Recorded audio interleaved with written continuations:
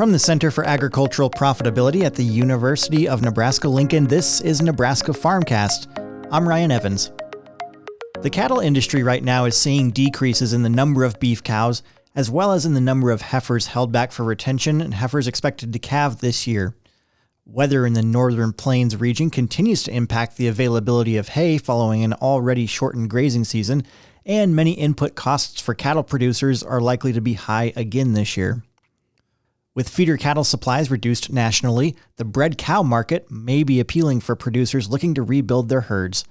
For more on what considerations should be made before making this decision, I am here with Elliott Dennis, Assistant Professor and Livestock Economist with UNL's Center for Ag Profitability. We've just published a new article by Dr. Dennis on our website at cap.unl.edu, which looks at many of these factors that we'll hear about now. Elliott, thanks for joining me again. Yeah, thanks for having me. So first, how are national cattle inventory numbers, along with the pressures created by weather and higher costs recently, impacting the cattle industry across the Northern Plains region just ahead of spring here as we record? Yeah, so in the end of January, the cattle inventory report came out, and really that's our large snapshot on what we're going to be looking like for production this year. That came out, said at the end of January. Really what that showed is that beef cows are down about 4% over last year. There's been about a 6% decrease in heifers held back for retention and a 5% reduction in heifers that are expected to calve this year. All of those signal lower calf feeder cattle supply going into this year and potentially into 2024. And so there is some optimism that potentially the weather, we're already on a 3-year kind of drought cycle, and last time a 4-year drought cycle hit was about 100 years ago. And so there is some, at least, optimism that the weather could be changing. For us in the Northern Plains, though, given the rotation of the climate, it's most likely to still be a pretty dry summer, but then a pretty wet fall. And so I've been getting questions about what about the bred cow market? If I feel like I've got feed sources availability, if I know the cattle market looks like it's going to be turning around, how can I build value back into my operation? And the bred cow market is really one of those ways that we can build back quickly, but it's also important to consider what are the factors that drive a bred cow price and bred heifers, because that's going to determine really the payoff for producers.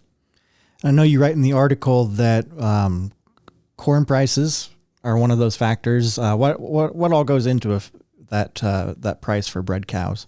Yeah, so really when we're talking about bred cow prices, we're talking about the age, we're talking about at what weight they're being sold at, how many months bred are they. Of course, the genetics and market conditions are things that sometimes the producers can control, sometimes they can't, especially if they're buying them.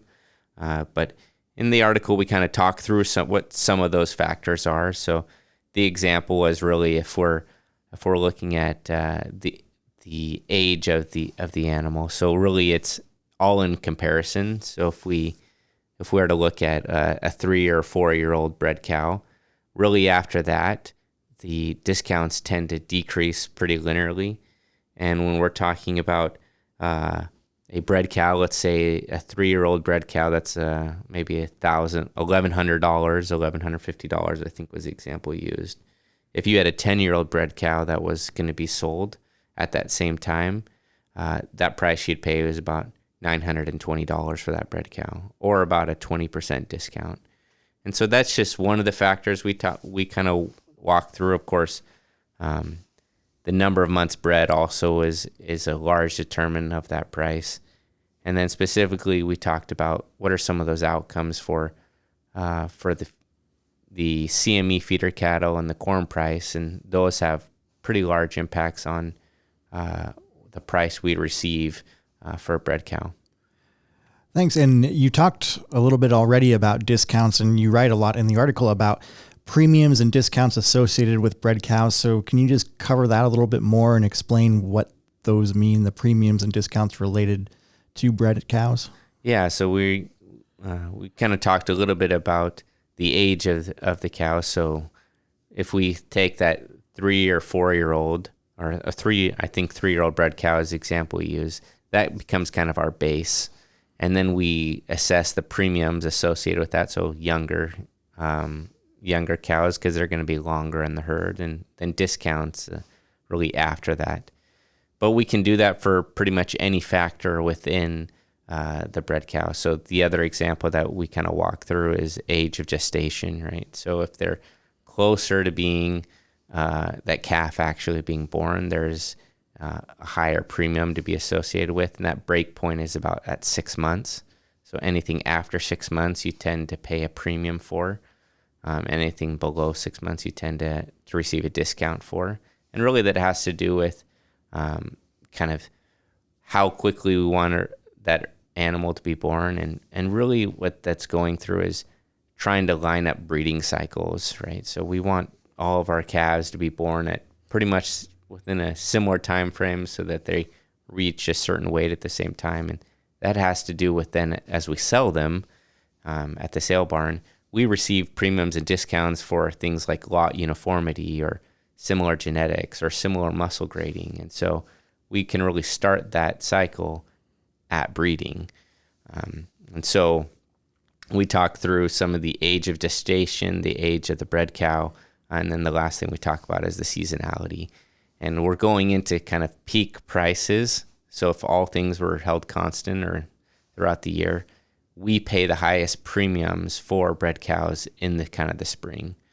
So that's going to be the end of March end of February through the middle of March is when bred cow prices tend to be the highest.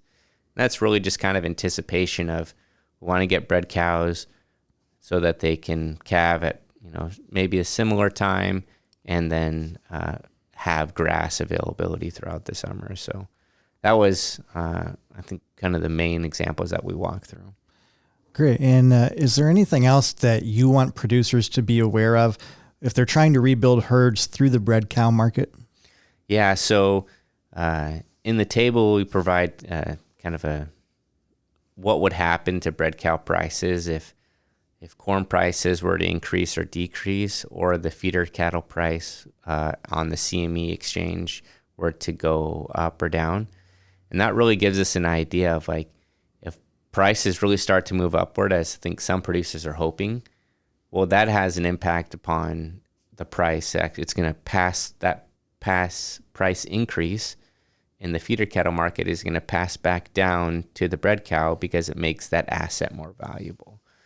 And so while we can be optimistic about that increase in prices, know that if we're then trying to go out and buy an asset that could potentially, provide more feeder cattle, it's going to be more expensive.